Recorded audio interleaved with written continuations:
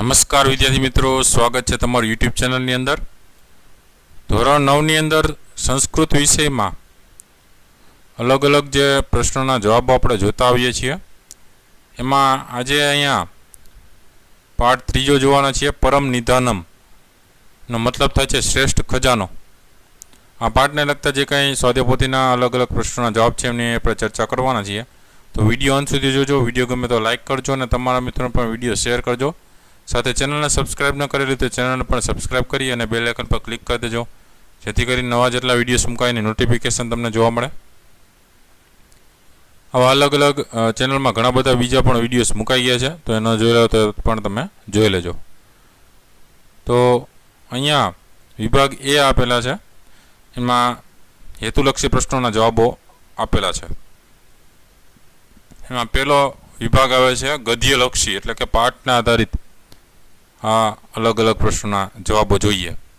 પહેલો પ્રશ્ન છે, એમાં અધોદત્તા નામ સંસ્કૃત શબ્દ નામ અર્થમ દત્તાભ્યામ વિકલ્પાભ્યામ ચિત્વા લિખત. આપેલા સંસ્કૃત શબ્દના અર્થ પ્રમાણે વિકલ્પમાંથી સાચો વિકલ્પ પસંદ કરવાનો છે. તેમાં જોતા જઈએ, પહેલું છે પ્રાસદ એટલે મહેલ, બીજું છે ભુજગ એટલે સાપ, ત્રીજું છે વરહી એટલે અગ્નિ, ચોથું છે દ્વિરેફ એટલે ભમરો, પાંચમું છે બંદી એટલે કે કેદી, છઠ્ઠું છે વિશારદ એટલે જાણકાર, સાતમું છે ગવાક્ષ એટલે ઝરૂખો. બીજો પ્રશ્ન છે અધોદત્તા નામ ગુર્જર ભાષાયા શબ્દસ્ય સંસ્કૃતમ શબ્દમ લિખત.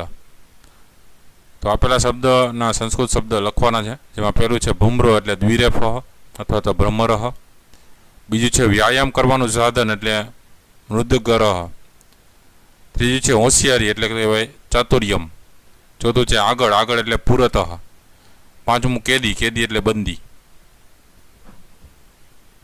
તો વિભાગ બીજો છે વ્યાકરણલક્ષી પ્રશ્નોના જવાબો. એમાં જોતા જઈએ અલગ અલગ પ્રશ્ન જવાબ.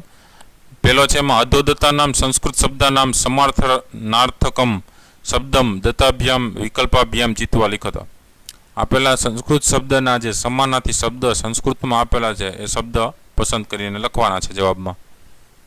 તો જવાબ જોતા જઈએ, પહેલું છે વરહી એનું થશે અનલહ, બીજું છે વિષ્ણુ એનું થશે જનાર્દન તો ચક્રઘર, ત્રીજું છે પુષ્પમ એનું થશે કુસુમમ, ચોથું છે ભ્રમર એનું થશે દ્વિરેફ અથવા તો ષટપદ, પાંચમું છે સૂર્ય એનું થશે રવિ, છઠ્ઠું છે ઘટ એનું થશે કુંભ, સાતમું છે પંડિત એનું થશે વિશારદ.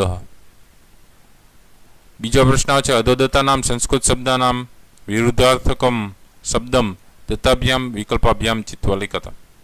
વિરોધી શબ્દ સંસ્કૃત શબ્દની અંદર આપેલા છે, એ લખતા જઈએ. તો એમાં પેલું આપેલું છે ઉપવિષ્ટ એનું થશે સ્થિત, બીજું છે અહંકાર એનું થશે નમ્રતા, ત્રીજું છે પુરત એનું થશે પૃષ્ઠત, ચોથું છે અંત એનું થશે બહિ, પાંચમું છે લુબ્ધ એનું થશે અલુબ્ધ. ત્રીજો પ્રશ્ન છે અધોદત્તે ભ્યઃ શબ્દ રૂપે ભ્યઃ પુલિંગ શબ્દો ચિત્વા લિખત. પુલિંગ શબ્દ જે આપેલા હોય એમાંથી સાચો પુલિંગ શબ્દ જે આવતો હોય એ લખવાનો થાય. તો પહેલાની અંદર પુલિંગ શબ્દ થશે નૃપતિ, બીજાની અંદર થશે ગવાક્ષ, ત્રીજાની અંદર થશે વાયુ, ચોથાની અંદર થશે નવાગંતુક, પાંચમાની અંદર થશે મૃદગર, છઠ્ઠાની અંદર થશે વાત. તો આ બધા પુલિંગ શબ્દ હતા. ચોથો પ્રશ્ન આપ્યો છે અધોદત્તે ભ્યઃ શબ્દ રૂપે ભ્યઃ સ્ત્રીલિંગ શબ્દો ચિત્વા લિખત. આપેલા શબ્દની અંદર સ્ત્રીલિંગ શબ્દ જે હોય એ લખવાનો થાય. જેમ કે પહેલાની અંદર સ્ત્રીલિંગ શબ્દ છે વાકેલી, બીજાની અંદર સ્ત્રીલિંગ શબ્દ થાય સભા, ત્રીજાની અંદર સ્ત્રીલિંગ શબ્દ થશે ઉક્તિ, ચોથાની અંદર સ્ત્રીલિંગ શબ્દ થશે ધારા. પાંચમો પ્રશ્ન છે રેખાંકિત શબ્દસ્ય સમાસ પ્રકારમ લિખત. તો આપેલા વાક્યના આધારે રેખાંકિત એટલે કે અંડરલાઇન કરેલા શબ્દનો સમાસનો પ્રકાર ઓળખાવાનો છે. તો પહેલું છે વિદ્યા વિશારદ પંડિત આગચ્છતિ. તો વિદ્યા વિશારદ એ સપ્તમી તત્પુરુષ સમાસ છે. બીજું છે અહમ વાયુભક્ષક ભૃજગ ભવિષ્યામી. તો વાયુભક્ષક છે ષષ્ઠી તત્પુરુષ સમાસ છે. ત્રીજું છે વિષ્ણુ ગરુડારૂઢઃ ભવતિ. તો ગરુડારૂઢઃ એ દ્વિતીય તત્પુરુષ સમાસ છે. ચોથું છે ભોજયુવકયોઃ મધ્યે સંતોષઃ સમુપસ્થિતઃ. તો એમાં ભોજયુવકોયોઃ એ ઇતરેતર દ્વંદ્વ સમાસ છે. ત્યાર પછી છઠ્ઠો પ્રશ્ન આવે છે રેખાંકિત શબ્દસ્ય કૃદંત પ્રકારમ લિખત. તો રેખાંકિત કરેલા જે શબ્દ છે અંડરલાઇન કરેલા એના કૃદંત પ્રકાર ઓળખાવાનો છે. પેલું છે તસ્ય પરિચયમ જ્ઞાતુમ સહ તમ પ્રાસાદે આહયતિ. તો જ્ઞાતુમ એ હેત્વર્થ કૃદંતમ છે. બીજું છે યુવકમ પ્રણમ્ય ભોજરાજ અવદત. તો પ્રણમ્ય છે એ સંબંધક ભૂતકૃદંતમ છે. ત્રીજું ભોજ ગવાક્ષે ઉપવિષ્ટ આસિત. ઉપવિષ્ટ એ કર્મણી ભૂતકૃદંતમ છે. ચોથું રાજા યુવકસ્ય પાંડિત્યમ અનુભૂયો વદતી. તો અનુભૂય છે એ સંબંધક ભૂતકૃદંતમ છે. સાતમો પ્રશ્ન છે અધોદતેભ્યઃ રૂપેભ્યઃ દ્વિતીય એકવચનમ ચિત્વા લિખત. તો અહીંયા આપણે દ્વિતીય એકવચનનું જે રૂપ હોય એ સાચું રૂપ લખવાનું થાય. એમાં પહેલા પ્રશ્નની અંદર આપેલા છે એમાંથી જવાબ આવશે પંડિતમ. બીજાની અંદર જવાબ આવશે જનમ. ત્રીજાની અંદર જવાબ આવશે સૂર્યમ. ચોથાની અંદર જવાબ આવશે યુવકમ. ત્યાર પછી આઠમો પ્રશ્ન આવે છે અધોદતેભ્યઃ રૂપેભ્યઃ સપ્તમી એકવચનમ ચિત્વા લિખત. તો આપેલા રૂપો પ્રમાણે સાતમું એકવચનનો જે રૂપ હોય સપ્તમી એ રૂપ ઓળખી લખવાનો જવાબમાં. તો પહેલાની અંદર જવાબમાં આવશે ગવાક્ષે. બીજાની અંદર જવાબમાં આવશે રાજસભાયામ. ત્રીજાની અંદર જવાબમાં આવશે મયી. ત્યાર પછી નવમો પ્રશ્ન આપેલો છે અધોદતેભ્યઃ રૂપેભ્યઃ હસ્તન ભૂતકાળસ્ય રૂપમ ચિનોત. તો ભૂતકાળનું રૂપ જે હોય એ લખવાનું થાય. પહેલું છે એમાં અપશ્યત. બીજાના જવાબમાં આવશે અવદત. ત્રીજાના જવાબમાં આવશે સમાગચ્છત. દસમા પ્રશ્ન છે અધોદતેભ્યઃ રૂપેભ્યઃ સામાન્ય ભવિષ્યકાળસ્ય રૂપમ ચિનોત. તો સામાન્ય ભવિષ્યકાળ ઓળખી બતાવવાનો છે. તો પહેલાની અંદર જવાબમાં આવશે ગ્રહિષ્યામઃ. બીજાની અંદર જવાબમાં આવશે સ્થાયસ્યામિ. ત્રીજાની અંદર જવાબમાં આવશે વર્તિષ્યતે. 11મો પ્રશ્ન છે સંધિ યોજયત એટલે કે સંધિ જોડવાની છે. પેલું છે પ્રજાપ્રિય વત્તા ચ. તો એનું થશે પ્રજાપ્રિયશ્ચ. બીજું છે તથા પ્લસ એવ એટલે તથેવ. ત્રીજું છે કુત્ર પ્લસ અપી એટલે કુત્રાપી. 12મો પ્રશ્ન છે સંધિ વિચ્છેદમ કુરત એટલે કે સંધિ છોડવાની છે. પેલું છે ભ્રમરો ભૂતવા એટલે ભ્રમરઃ વત્તા ભૂતવા. બીજું છે સૂર્યસ્તરહિ તો સૂર્ય વત્તા તરહિ. ત્રીજું છે વિવાદોડપી તો વિવાદઃ વત્તા અપી. ચોથું છે તવોપરી તો તવ વત્તા ઉપરી. ત્યાર પછી વિભાગ બી આવે છે. એમાં પહેલો પ્રશ્ન છે પ્રકોષ્ઠાત યોગ્ય પદમ ચિત્વા રિક્ત સ્થાનાની પૂર્યત. કૌંસમાંથી યોગ્ય શબ્દ પસંદ કરીને ખાલી જગ્યા પૂરવાની છે.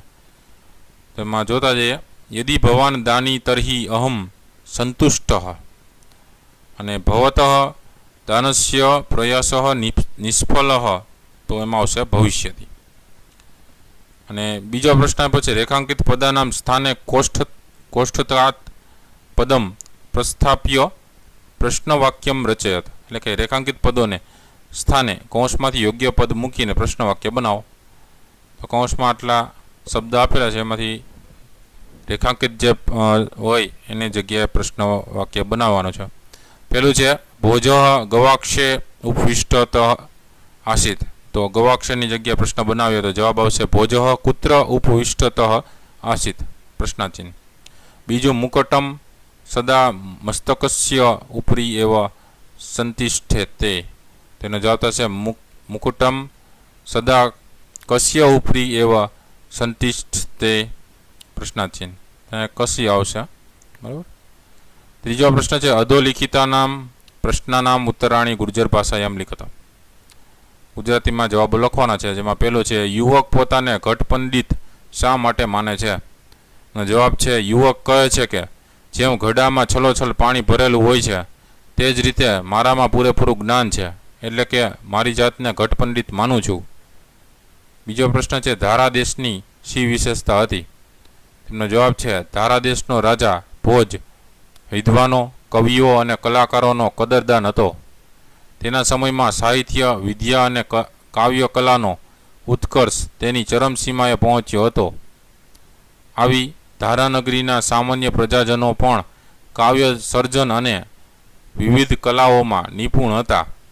તેથી આવો ધારા દેશ દૂર દૂરના દેશોમાંથી આવતા અનેક પંડિતો અને કવિઓના ગુણોનું પૂજન કરનાર હતો. ત્યાર પછી પ્રશ્ન ચોથો આવે છે અધોરેખાંકિત પદાની શુદ્ધાની કૃત્વા ગદ્યાંશ પુનઃ લિખત. નીચે આપેલા રેખાંકિત શબ્દો સુધારીને સુવાચ્ય અક્ષરે ગદ્યાંશ ફરીથી લખવાના છે.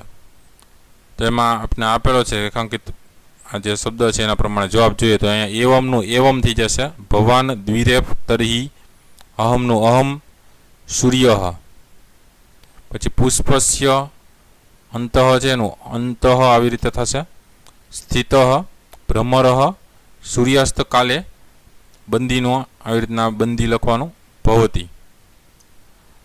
વિભાગ ડી ની વાત કરીએ આપણે. અધોદત્તા નામ નાટ્યખંડા નામ ગુર્જર ભાષાયામ અનુવાદમ કુરત.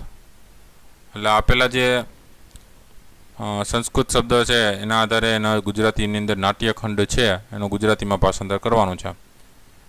પહેલું છે ભોજો ભવાનથી લઈને ઘટ પંડિતમ મનીય સુધી તેનો અનુવાદ કરવાનું છે. એમાં ભોજ કે છે આપ કોણ છો? એટલે યુવક કે છે હું ઘટ પંડિત એટલે કે પૂર્વ જ્ઞાની છું. ભોજ કે છે ઘટ પંડિત, ઘટ પંડિત એટલે શું? એટલે યુવક કે છે જેમ ઘડામાં છલોછલ પાણી હોય છે તેવી જ રીતે મારામાં પૂરેપૂરું જ્ઞાન છે, એટલે હું મારી જાતને ઘટ પંડિત માનું છું. બીજો પેરેગ્રાફ આપ્યો છે ભોજો યુવકસ્ય પાંડિત્યમથી કરિષ્યામી સુધી. તો એમનો જવાબ જોઈએ. એમાં આવશે ભોજ કે છે યુવકની પંડિતાઈ અનુભવીને તો હું મુગટની ઉપર શોભતું ફૂલ છું એમ હું અત્યારે તારી ઉપર રહીશ. યુવક કે છે આપ જો ફૂલ થશો તો હું પણ ભ્રમર થઈને તમારા ઉપર ફૂલની ઉપર રહીશ. ભોજ કે છે એમ તમે ભ્રમર છો તો હું સૂર્ય છું. ફૂલની અંદર રહેલો ભમરો સૂર્ય અસ્ત થતા કેદ થાય છે, હું પણ તમને કેદી બનાવીશ. બરાબર. તો વિદ્યાર્થી મિત્રો આ રીતે અલગ અલગ સ્વાધ્યાય પોથીના પ્રશ્નોના જવાબ આવે છે. વિડીયો ગમ્યો હોય તો લાઇક કરજો અને તમારા મિત્રોને પણ વિડીયો શેર કરજો. સાથે ચેનલને સબસ્ક્રાઇબ ન કરી તો ચેનલને પણ સબસ્ક્રાઇબ કરી અને બેલ આઇકન પર ક્લિક કરી દેજો, જેથી કરીને નવા જેટલા વિડીયોઝ મુકાઈને નોટિફિકેશનને સૌપ્રથમ જોવા મળે. આવા અલગ અલગ ચેનલમાં ઘણા બધા વિડીયોઝ મુકાઈ ગયા છે, ન જોયા હોય તો જોઈ લેજો. આના પરીક્ષા માટે પણ તે ઉપયોગી થશે. ફરી પાછા નવા વિડીયો સાથે મળીએ, ત્યાં સુધી ન જોયેલા વિડીયોઝ જોઈ લેજો, ચેનલને સબસ્ક્રાઇબ કરી લેજો. Thank you very much and take care.